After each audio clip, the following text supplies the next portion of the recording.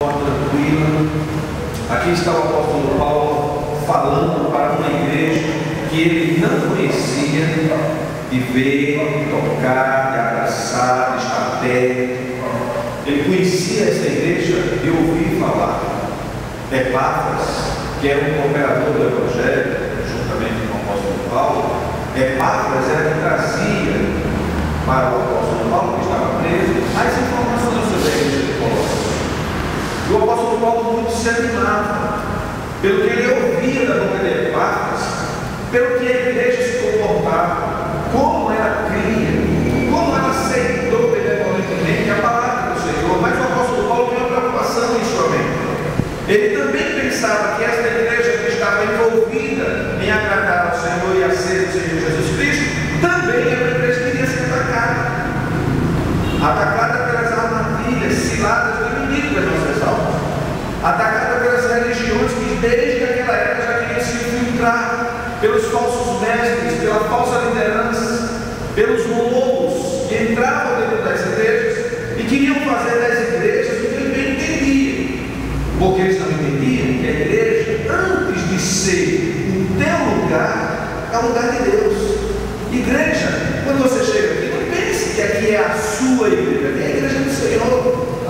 Você faz parte deste corpo, mas aqui é a igreja do Senhor, ali é a igreja do Senhor, lá é a igreja do Senhor. Ninguém é dono de igreja. O Senhor, sim, Ele é o dono das nossas igrejas. Então o apóstolo Paulo sabia dessas preocupações, ele então estava já pedindo ao Senhor. E eu acho muito interessante, porque a vida do apóstolo Paulo foi uma vida voltada de se preocupar com as igrejas que ele fundava, com as igrejas que ele trabalhava, com as igrejas que ele orientava. E aí serve um conselho para todos nós nessa noite. O que é que nós temos feito com tudo que o Senhor tem colocado nas nossas mãos? Primeiro, as nossas famílias. O que é que nós temos feito com elas? Como nós temos ensinado aos nossos filhos, às nossas esposas, aos nossos maridos, aos nossos enviados, sobre Jesus e sobre o caminho da salvação? Onde está a responsabilidade por essas pessoas? Está na mão do pastor? Está na mão do evangelista? Está na mão da Dilma? Misericórdia! As responsabilidades das pessoas que estão ao nosso lado são de nossas responsabilidades. O Senhor já nos deu, porque o Senhor confiou a nós, a essas pessoas. Todas as pessoas que você tem dentro da sua casa, lembre-se, você é responsável por elas. Ah, pastor, mas eu sou filho, você é responsável pelo pai e pela mãe. Você tem que estar pregando o evangelho para eles. Você tem que ficar direcionando o caminho deles para o evangelho.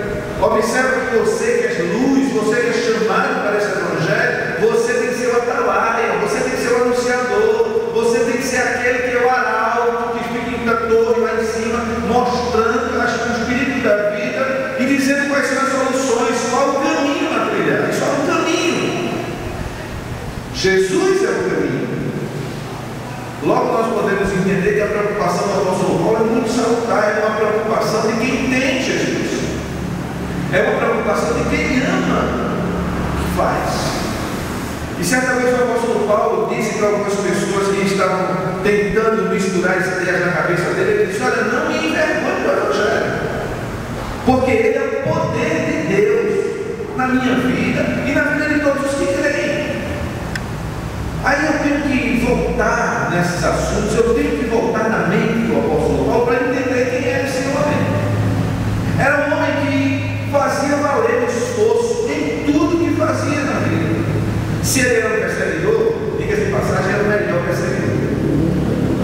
Ele perseguia os cristãos mesmo, não é? Maltratava, açoitava, via o Senhor Jesus Cristo morrer, ser açoitado, ficou lá sem testemunha, depois pediu carta para perseguir os cristãos. Mas em Atos 9, Deus chama o apóstolo Paulo. Porque quando Deus tem um encontro comigo e com você, Ele tem um encontro para mudar as nossas vidas. Olha, se nós não mudamos nada desde que a nossa conversão até hoje, nós não ainda tivemos um encontro com Deus. Não tivemos. Porque todo encontro com Deus é uma mudança radical das nossas vidas. Dizer que é crente e fazer o que o mundo lá fora faz, misericórdia, vai para o inferno de cabeça para baixo. Porque muitos estão lá fora vão para o inferno, mas de cabeça erguida, porque são do inferno mesmo. Mas os que estão aqui dentro, enganando-se a si mesmo, ninguém engana a Deus. Misericórdia, a palavra de Deus diz aqui: muito é dado, muito será cobrado. Agora, fica um monte de jovens, um monte de mulheres, um monte de irmãos, velhos, avós, papais, bigodudo. Eu vou falar disso hoje, eu teria bigode. O povo lá em casa nem viu ainda, mas eu vou ver a reação quando eu chegar. Teria o bigode hoje, redondinho. Mas aí fica um monte de gente sendo tratado como criança, ou querendo ser tratado como criança dentro da igreja, dentro do reino. O apóstolo Paulo mostra para nós aqui como é importante ter um compromisso com esse Deus, como é importante estar ligado a Ele de uma forma séria. E é por isso que o apóstolo Paulo vai dizer no versículo 9: por esta razão. Por esta razão quer dizer muita coisa. Quer dizer muita coisa que o apóstolo Paulo se preocupa com aquela igreja. Porque o Epáfras, veja o versículo 7: segundo fostes instruídos por Epáfras, nosso amado conservo, quanto a vós outros, fiel ministro de Cristo. Essa era a pessoa que trazia informação para o apóstolo Paulo, um homem santo, um homem de Deus, um homem justo, um pregador do Evangelho, um doutrinador. E quando ele chegou para o apóstolo Paulo, ele disse no versículo 8: o qual também nos relatou do vosso amor no Espírito. O apóstolo Paulo entendeu quem era a igreja de Colossos. Então, qual é a decisão que eu e você deve tomar quando nós entendemos alguma coisa no reino de Deus? Entrar em contato diretamente com o dono da agência e começar a pedir, a orar, a interceder. Toda campanha missionária precisa de intercessão. Toda ela. Aí eu pergunto, não preciso de resposta, só pergunto: onde estão os intercessores da campanha? Onde estão as mulheres, os homens abençoados que botam o joelho no chão por esta causa? Porque o apóstolo Paulo diz: olha, por esta causa, pela igreja de Colossos, porque vocês estão cheios do Espírito Santo, porque vocês querem caminhar com o Senhor, eu me ponho nos joelhos, eu oro por vocês, e eu peço a Deus algumas coisas. E o versículo 9, leia comigo novamente, diz: por esta razão também nós. Ou seja, o apóstolo Paulo não se exclui daquele grupo, mesmo nunca vendo aquele grupo, ele sabe que faz parte daquele grupo. Nunca pense que você está sozinho na igreja. Nunca pense que a sua igreja é a melhor igreja. Tem tanta igreja boa do Senhor espalhada na face da terra. Tem tanta gente crente como você, querendo só te conhecer o que você conhecerá para formar um grupo maravilhoso. Relaxa, fique em paz. Não é só você que é bom, que é santo, que busca a santidade, não. Tem muita gente. Não cometa o equívoco de Elias, que chegou a dizer para Deus: eu estou sozinho.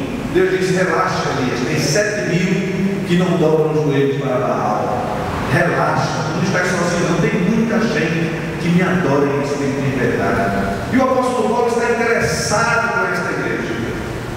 Nunca pense, querida irmã, querido irmão, que você está sozinho. Primeiro, o Senhor nunca te abandona. Ele disse que estaria com você todos os dias até a consumação dos séculos. Ele nunca te abandona. Ao contrário, em vez de te abandonar, ele faz um convite. O convite é: vinde a mim, todos vós que estáis cansados e sobrecarregados, e eu vos aliviarei. Tomai sobre vós o meu jugo e aprendei de mim, porque sou manso e humilde de coração, e encontrareis todos vocês descanso para as vossas almas. Este é o nosso Senhor Jesus Cristo, aquele que cuida, aquele que está perto de nós. Mas o Senhor Jesus Cristo também colocou pessoas ao nosso redor, que essas pessoas nos abençoam e muito. E aí nós temos que ter agora a mente de Cristo, porque na mente de Cristo acontece uma coisa muito simples. O Senhor sabe quem é bom e o Senhor sabe quem é ruim. O crente fiel ao Senhor Jesus Cristo, ele já sabe de pronto, de cara, o irmão que está se aproximando dele, se é uma pessoa boa ou se é uma pessoa ruim, já sabe. Não adianta. E nos ministérios pastorais a gente conhece as ovelhas. Nós conhecemos, nós já sabemos quem é bom e quem é ruim. Agora, quem é ruim a gente despreza? Não, quem é ruim a gente trata. O que foi que o pai do filho pródigo fez com o filho pródigo? Vocês lembram? Deu tudo que ele tinha para que ele partisse e viajasse, não foi? Ficou o filho mais velho na casa. Você lembra dessa história? Quando o filho pródigo voltou, a Bíblia diz que o pai já estava olhando muito tempo, olhando para o caminho para ver se o filho voltava. Até que nesse dia o pai, olhando de longe, viu o filho voltando. Ele então já mandou preparar a festa. Só que quando a festa estava montada, chegou o filho mais velho. E aí o filho mais velho foi se queixar. Né? Se queixar. Tem muita gente queixosa hoje, pastor da igreja. Tem muita gente hoje, irmãos, queixosa dentro de casa, que reclama de tudo e de todos. Não entre na onda dessa pessoa, não. Deixa essa pessoa ser reclamão, deixa. Em nome do Senhor Jesus Cristo, te liberta desse espírito de reclamação. Ora por ela, intercede por ela. Quando tiver a oportunidade, pega uma cadeira, se senta, puxa a outra quando ela sentar e conversa com ela sobre essas coisas. Agora, não entra nessa de copiar coisa errada dos outros. Eu costumo dizer que o julgamento é você chamado sozinho. Minha esposa, minhas filhas, minha neta podem errar a vida toda. Eu posso errar também, mas eu só vou ser chamado sozinho. Nenhuma delas está comigo. Sabe o que isso quer dizer? Eu é que tenho que responder ao Senhor pelas minhas coisas. Não vai adiantar com o pai ninguém. Ele é que eu tenho que responder. É assim, não é? É assim que a palavra de Deus nos ensina. O apóstolo Paulo está com essa preocupação em mente. Ele está vendo aquela comunidade que está vivendo bem, mas ele está observando que essa comunidade já vai ser atacada. Já ela vai começar a sofrer problemas, porque todo conjunto, todo grupo de pessoas começa a ter problema. Começa muito bem, harmonioso, mas depois começa a ter problema. E sabe quando é que tem problema? Quando a gente começa a se ver muito. Olha, você se vê pouco é uma bênção. Você vê o irmão de domingo a domingo, é maravilhoso, é cheiro para lá, cheiro para cá. A graça e paz, irmão, como vai é uma bênção. Convive com ela de segunda a domingo. Primeira semana também vai ser uma bênção, mas a partir da segunda-feira, tu já vai começar a ver defeitos, falha, estigma, meu Deus do céu, de novo já tem ele. E aí começa a reclamação. Só basta você se juntar. E outra coisa, casa. Ela é linda, pastor, que menina linda. Casa com ela, filho. Aí vai ver o defeito dela. Pastor, mas ele, é um encanto. Casa, vai ver o defeito dele. Porque viver longe é muito bom. Por isso que o melhor período para a gente é namoro. Namoro é excelente. Porque a gente vai lá, bate o ponto, fala com o pai, fala com a mãe, namora, beija, volta para casa, aí começa a sonhar. Coisa linda. Mas quando casa, a realidade é outra. A gente não pode mandar para casa de marido, não. A gente tem que assumir a onda. A gente vai ter que trabalhar. E aí, quando a gente está lá no trabalho, ela liga. Fulano, faltou carne vermelha. Olha, como é que eu vou comprar carne vermelha se eu estou no trabalho? Né? Mas o toque já foi dado. Não, saia do trabalho e vai para casa. Saia do trabalho e vai para o supermercado. Mas a gente não tem dinheiro. Mas aí você chegar sem a carne vermelha lá. Isso é uma coisa que a gente tem que começar a entender na vida. O apóstolo Paulo entendia essas situações de convivência. Ele sabia que numa igreja muita coisa pode acontecer. Olha, muita coisa acontece na igreja. Eu não sei quantos aqui são ratos de igreja, né? Que fazem da igreja os gabiões, as loucas. Porque tem crente que nasceu, se criou e vive e é dono da igreja. Às vezes o pastor nem sabe o que é que tem na igreja. Tem, pastor, tem, só vou buscar. Vai buscar onde? Quando vê, sai, entra numa sala, sai, já voltou tudo que o pastor queria. Glória ao Todo-Poderoso. São ratos, gabiões de igreja. Conhece tudo. Mas, dentro das igrejas, tem as suas nuances, tem os seus problemas.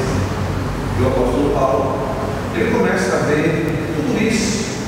Na igreja de Colossenses, ele começa a dizer: a igreja está boa, né, Paulo? A igreja veio espírito, né, Paulo? Que coisa boa. Estou feliz, estou muito feliz, porque essa igreja está assim. Mas olha, Paulo, por esta razão, eu me junto a ela, a esta igreja de Colossos. Eu fico junto dela. E desde o dia que eu vi você me dizer as coisas que a igreja de Colossos está vivendo, eu não cesso de orar por ela. Veja que coisa maravilhosa. Veja o que é ser luz. Veja o que é ser sal. Veja